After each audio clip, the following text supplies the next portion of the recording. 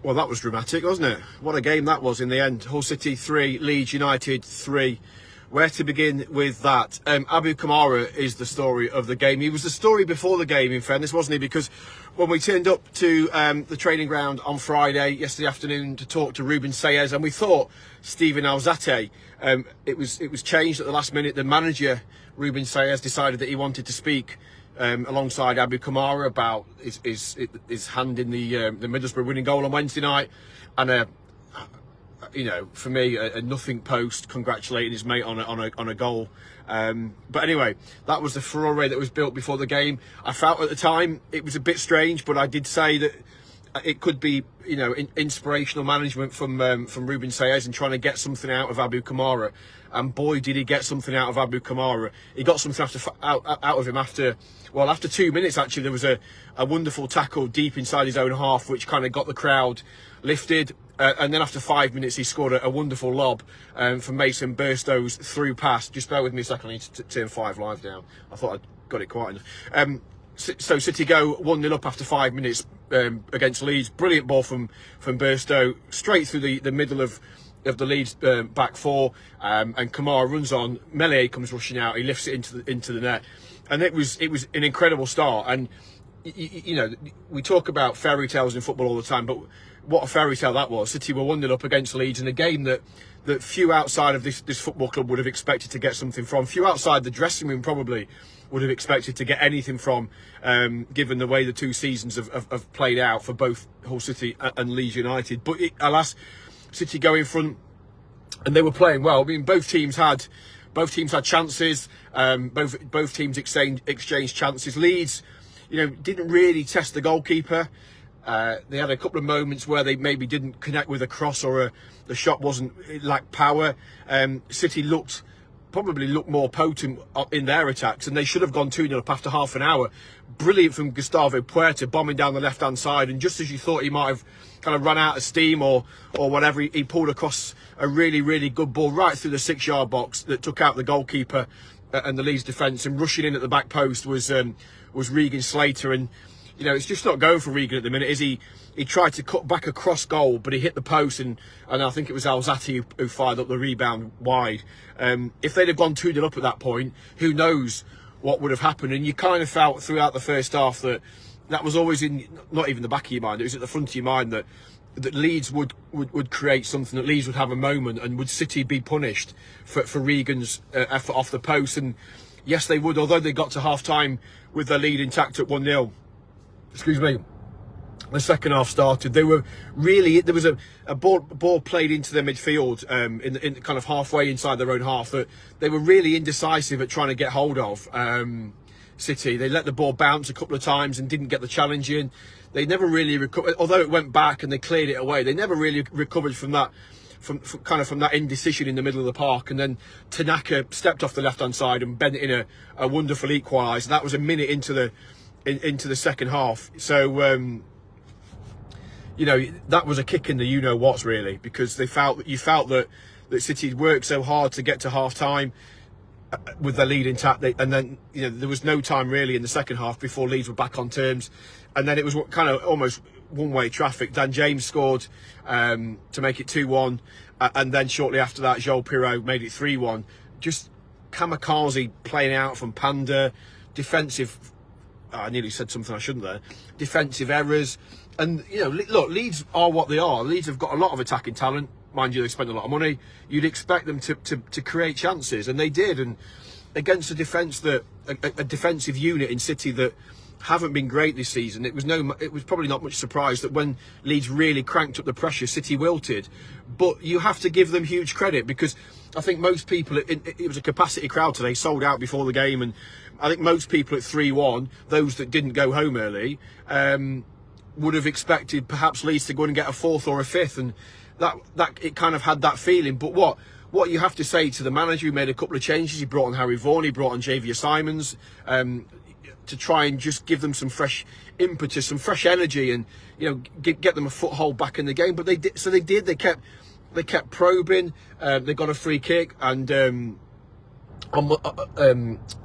got a free kick in around the penalty area. In it came. Meslier didn't deal with a Sean McLaughlin header. I think he was trying to pat it up into the air and catch it. He didn't want to give away a cheap corner, but in the end, he's made a right mess of it. He's patted it straight down, and it was Johnny on the spot, Joao Pedro, to lash in with 10 minutes to go, and that's 2-3. And suddenly the crowd are lifted, City are lifted, and then they kept going at it. They kept going and going and going. What I would say as well today, there's been a noticeable improvement since Ruben's been here with the quality of their corners, and I think it was Regan's corner. It was bent. He angled it right into the penalty area, and it was fizzed in at pace, which is really, it's so refreshing to see a ball put into the penalty area with, some purchase on it. Leeds didn't clear it. It fell out. It came out to Kamara, who was kind of 12 yards. 15 yards out, but on the right side of the penalty area. And if you're in the West Stand like we were, right behind it, and he's just angled it, the volley, caught it beautifully straight into the far corner. Meslier never saw it. That was the 90th minute, and it's 3-3, and you're thinking, right, can they go on and win it? Because they were pushing to go on and win it. Leeds had a couple of nervy moments at the other end. Alfie Jones made a terrific sliding block at his near post, and then Panda dived on it, and that was pretty much the last action of the game. And look, it is a point. It's not 3 points, but I think it's a point more than many expected coming here today against Leeds. So who knows what would have happened had Regan have scored to make it 2-0. It didn't happen, but the powers of recovery to come back from 3-1 down and the game seemingly well away from them is astonishing, and you can only give them so much credit. I've said for weeks and weeks that you can accuse this team of being many things, but lacking fight and heart at times hasn't been. It's been there. It's been we had a question into the pod the other day after the Middlesbrough game, and somebody was asking why we keep pushing a narrative on the 1904 club about City having heart and about them trying hard and having character, because the City fan that said that didn't feel that they did. I disagreed. I felt that team, they might not be the in terms of quality, they're not where they were last year, but I do feel that they show heart and character, and it was there in spades tonight. They've come away from a really difficult game, having gone in front, having been 3-1 down, to then get a 3-3 and then try and have the audacity to go and win it thereafter. Says a lot about what the new manager has instilled into this team. And look, they're not world beaters. They've got an awful lot of injuries, as we say time and time again, but they fight hard, and that can take you a long way. And who knows what's going to happen over the next 20 games of the season. But if they can replicate that level of fight, of courage, of desire and quality at times, which is what we saw with the way they scored the 3 goals, particularly the 2 Kamara goals, they've got every chance. And I think it's just the result that we all needed, isn't it? We've all been a bit, after we felt buoyed by the win at Blackburn, buoyed by the win against Swansea, actually, devastated by the defeat at Preston, back to it, buoyed by the win at Ewood Park, disappointed with that late defeat to Borough. It's funny, isn't it, how quickly things turn, because if they get a point from the Borough game, we all come away going, they've not played well, they've got a point. As it was, because they lose and the manner of the goal they concede so late, the narrative changes again. But I think to battle back and take a point today should give everybody an awful lot of confidence. And I think going forward it will help. Potential new signings might have been watching that game today, and if they thought that Hull City were a lost cause, that there's, we don't want to go there, then I think that might win a few hearts and minds today. It will show that City are well organised, that are playing for the manager, and can get results against Leeds. And that was, I think, just the 4th time this season they've scored more than 1 goal in a game, and they've done it against the team at the top of the table. They've taken 3 points from Blackburn, who were before today, obviously, I think were 5th in the table.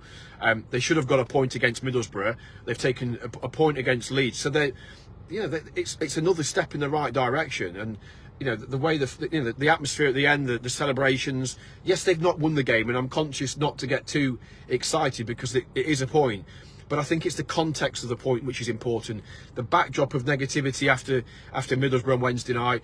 Obviously, the stuff with Abu Kamara. We know that Abu's not had a great time since he moved from Norwich on deadline day. He said that himself.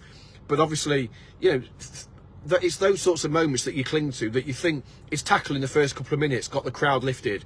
His goal was fantastic, his first goal. Completely belied a player that's playing without any confidence, that's not scored a goal. I mean, I spoke to him yesterday, and I said to him, look, you obviously want to score your first goal. What would it mean to do it against Leeds? And if you could do it in a win against Leeds, and he smiled, the smile on his face was massive. And I asked him about it again just then when we spoke to him, and you could see just how much it meant to the lad. And he's had it. There's a lot he's had to deal with behind the scenes that, you know, isn't public knowledge. That he's had a difficult time, and I think we sometimes forget that players are human, and it's easy to lambast them for their performances and what we perceive to be a lack of effort. He's just a languid, you know, lackadaisical type of player, and that's his style, the way he plays. I think it's, you know, he's not one of those tenacious players that's going to go thundering into a tackle and get the crowd, you know, and then start waving his arms in the air and getting the crowd lifted. That isn't his style. That's not who he is. He does it in different ways, and I think it's really important for him that he builds on today, and he turns up, whether it's in the cup against Doncaster on Saturday or down at the Den at Millwall in a couple of weeks' time. God bless you if you're leaving the stand here at the ground here at 5 in the morning for that 12:30 kickoff, by the way. If he needs to replicate that now, and we've said it about the team. We've said after their wins against Swansea and then Blackburn that it's vital that they look to try and build on it. Well, they've got some fixtures coming up now that suggest it gives them an opportunity. Going to Millwall is an opportunity to you know, even if it's a point, to start putting building blocks in place and start getting some momentum. And that's why the cup game for me is really important. Yes, the cup form in recent years has been embarrassing. You know, out in the third round the last 3 years, second round before that at Stevenage. You know, yes, it's the FA Cup. Yes, surviving relegation is the key thing here. But I think beating Doncaster on the back of this would be really important. City need to learn to win games. A win in the FA Cup will help. Hopefully there might be one or two players in the door, we'll come to that in just a minute, by then, which, you know, you can get them involved. It just, results like this should be used. They can be turning points, and they've got to be used as a turning point. I just thought the manager got it spot on. Kevin, yeah, you're right. He's getting a tune, and I don't mind admitting, I think everybody looked at that bench before kickoff and was a tad concerned. Abdouche out injured. Abdouche out with illness, by the way, today. Nothing transfer related on that. Rachopi and Bedia not involved. The manager coy over those futures, but I think it's a fair assessment to think that, you know, in a game like that certainly Bedia. I mean, Rachopi's obviously played only once in the cup game against Wednesday's reserves and had a bit of a mare, didn't he? He's not featured at all. You know, Timothy Lotatala back on the bench today. No Rachopi. It doesn't take a rocket scientist to work out that they might look to move him on this month. Chris Bedia, they don't score goals. He's not involved today. You know, Sellers Fleming on the bench, Rocco Coyle on the bench, obviously Harry Vaughan on the bench. I don't think it's rocket science to think that Bedia's probably played his last game for the football club. So there's a couple of departures to be aware of there, and to watch how they progress over the next few days. But it was a real collective effort. You know, those changes, he made changes at the right time. It gave them fresh impetus. It was a decent game, and I think when you look at the stats, Leeds will say they should have won the game. They had the chances. But I think, if I'm right in thinking, don't quote me on this, I think City had 15 attempts, Leeds 17. You know, so they went toe to toe with you know, statistically at the minute the best team in the league. Or certainly before a ball was kicked today, they were the best. They were the top of the table. So I think, look, there's a lot. The way that the difference that the manager's made in the six or seven games he's had, 3 defeats, 3 draws, and 2 draws and a couple of wins. I think that they are heading in the right direction. They need help. You know, we're still only in the first few days of January. We know they need help. They are working really, really hard behind the scenes to try and get players in. I think the manager's is going to be having conversations with potential new recruits over the next couple of days. They're hopeful of getting a couple of players in before the weekend, and they need it, because if you look at next weekend, realistically they need to give Joao Pedro a rest. He's been playing a lot of football, worked really hard again today. Obviously Bedia is not in favour. Do you start Sellers Fleming? So there's, you know, do you start Burstow up front? He's not got a lot of options up in the top part of the pitch, has he? So we obviously know they're in talks with a striker. Hopefully that can get done in the early part of next week.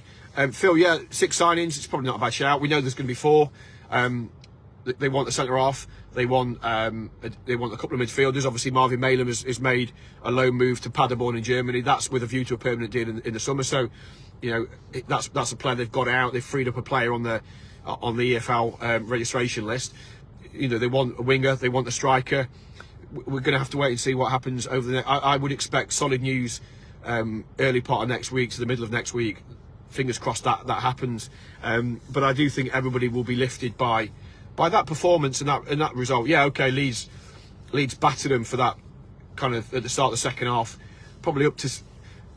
Yeah, if you think probably from when they kicked off to that 70, I think Pirro's goal was the 72nd minute.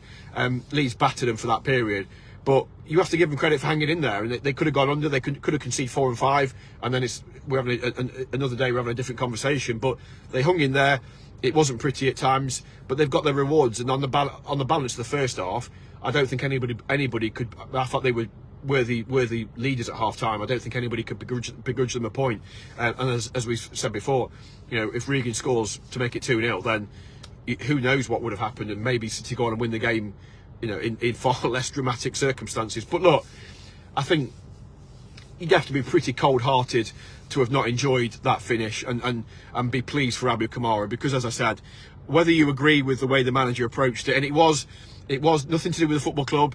It wasn't, they didn't sit down on Thursday and concoct this idea to try and support Abu Kamara. It was solely down to the manager. The manager made that decision, and if it had backfired, he'd have taken the flak for it. If Abu Kamara had a terrible game today and he was taken off after 25 minutes, everybody would have criticised the manager. A lot did yesterday. A lot did criticise Ruben Sayers for doing what he did. I think you also have to take into account the player you're dealing with. That's Abu's style. Abu is he's not going to sit there and smile all the way through it and be interactive, like perhaps if it was Ryan Giles in that seat yesterday. That's Abu's style. He does sit there and he looks at you, and he can be quite motionless in his appearance at times when he's listening to what other people are saying. So, like I say, I think if that was Ruben and Ryan Giles yesterday, perhaps it has a different feel. Perhaps the reaction to it from some is a little bit different. But I think, look, it's turned out to be, I think we'd all agree it's turned out right. It's turned out well. Abu is in full favour of it. Abu's scored twice today. He's not scored a goal since then. So I think, look, the manager, I think everybody will look back on it and say the manager played a blinder, really, an absolute masterstroke, because he got ahead of the curve. There was a lot of criticism. Forget the social media post. I couldn't care a toss about that. I didn't think it was, for me, there was no issue there. Yes, I can see how some fans feeling a bit twitchy after that game against Borough could feel a bit annoyed that he's congratulated a mate who happens to play for Portsmouth. For me, it was, I didn't understand. I didn't understand it. I did think that look, everybody's got their opinion. I thought it was. I didn't see the issue with it.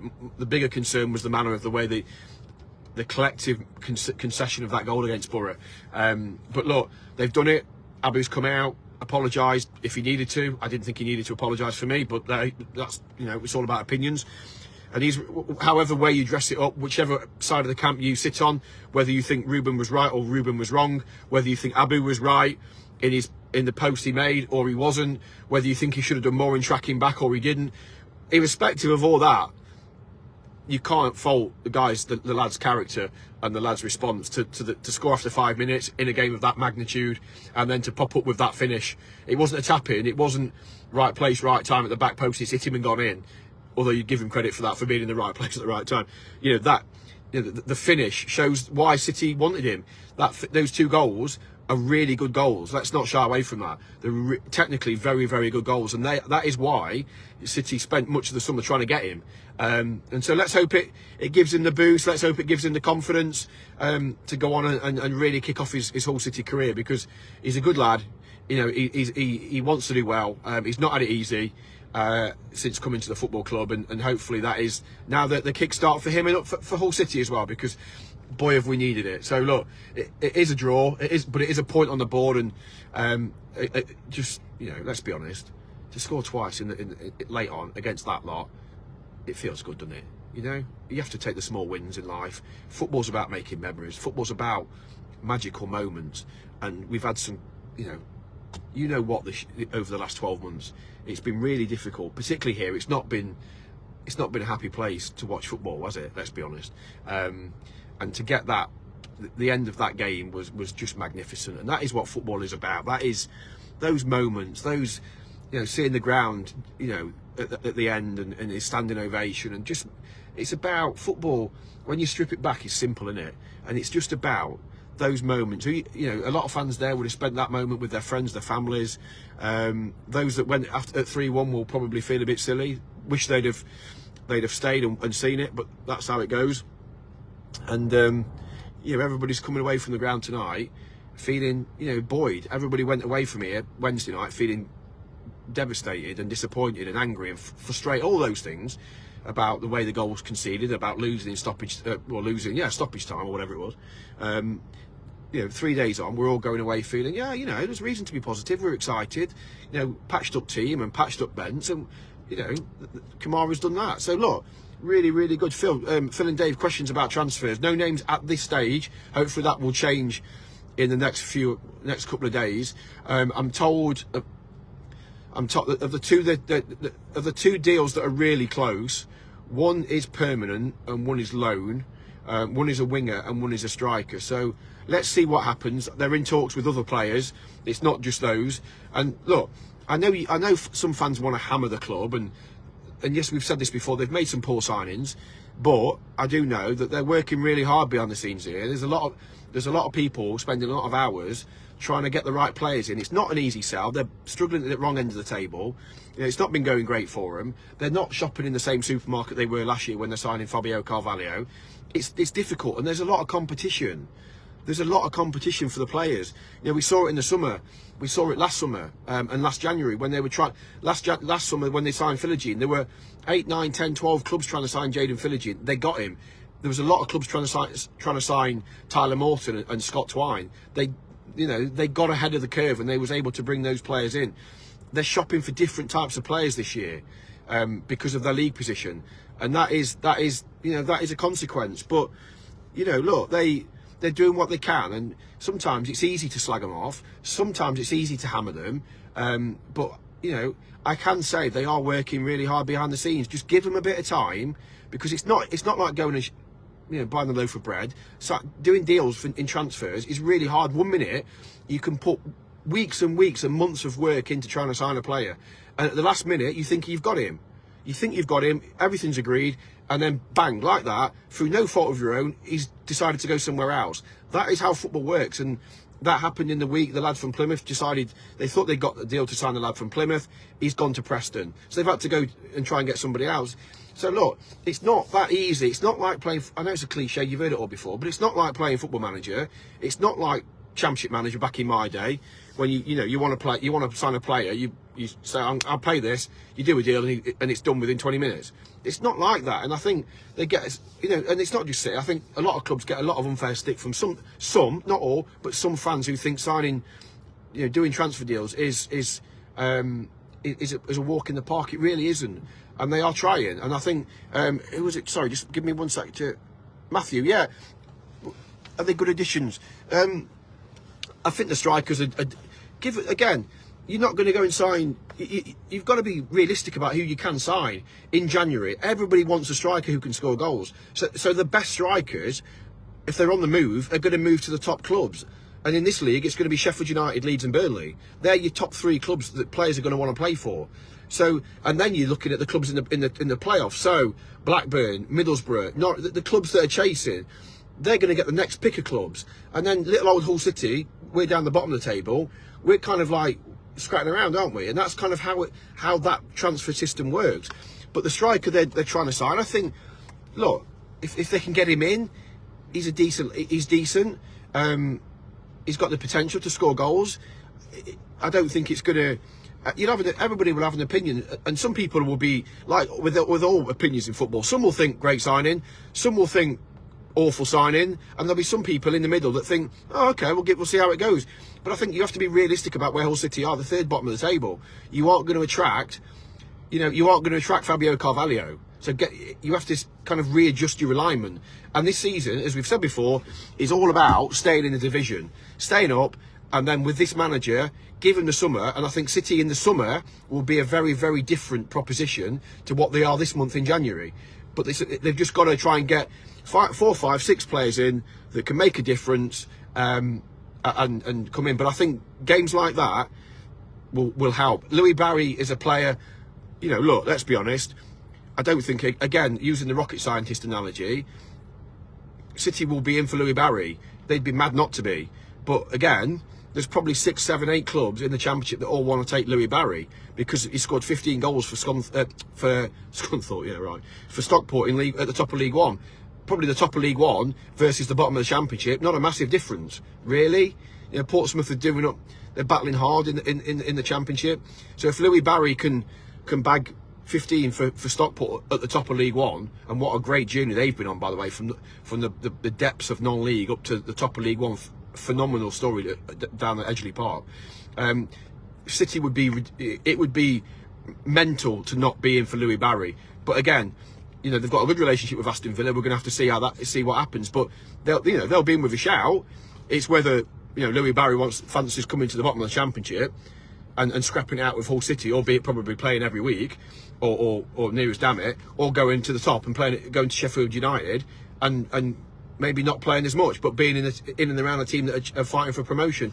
It will come down to what the player, you know, I think we know City have got a decent relationship with Villa. A lot will come down to what the player wants. You know, Phil on Rushworth, I believe so. I believe that he's going to stay. Hopefully, you know, he's fit enough to be involved against in the Grant McCann derby next weekend. The fact that they're prepared to, as it seems, to allow Richoppy to move on. I mean, you wouldn't just drop it. Let's be honest, you wouldn't just drop him from the bench today. It's a bit, if he wasn't going to be on his way. So we'll have to see how that materialises.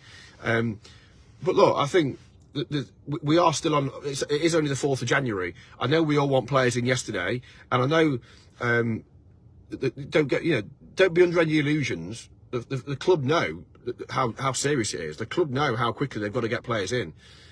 If they had signed a player, they were hopeful of signing the player for Leeds. We said that. We never said that it was going to happen. A lot of people jumping on the saying, well, we were told we were going to sign somebody for Leeds. No, then that's not what happened. I think we're trying to rewrite history. The hope was that the club would sign a player for Leeds or two. That hasn't been able. They've not been able to do that. Had they have done that, they probably wouldn't have been involved today anyway. So, you know, they've got a bit of grace now. They don't play again for 2 weeks in the league. The fact they've got a cup game in the middle of it, I think, is good. It helps them. It gives them a bit of time to get players in, get them on the training pitch, get them integrated into the squad with the view to being involved down at the Den in a couple of weeks. If ideally they'd be in for Donny and they can feature against Donny Rovers next weekend, that is the ideal, isn't it? But again, it's not an exact science. It is. These are different. You know, signing players isn't easy, as I keep saying. So let's see. But hopefully over the next, you know, between now and Wednesday, I would expect some serious movement, if not before. Let's wait and see what happens. So that's probably it. It's probably time for me to go and get a drink, go and get a cup of coffee, and make my way home, and then start writing everything for tomorrow and Monday morning. Just a couple of things I wanted to say before we go. Congratulations to Burnsy, because some of you will know, some of you will not know that Burns is back on commentary duties. Abdouche illness today, Danny. Abdouche, nothing to do with transfers. I mentioned that at the top. Abdouche was reported ill, so he wasn't in the squad today. Expect him, hopefully he recovers and he'll be back involved next weekend. I'm still told there's no transfer situation with Abdouche, that he's going to stay, so we'll have to wait and see. But yeah, back onto Burnsy. Many of you will know that Burnsy was back in the commentary booth today.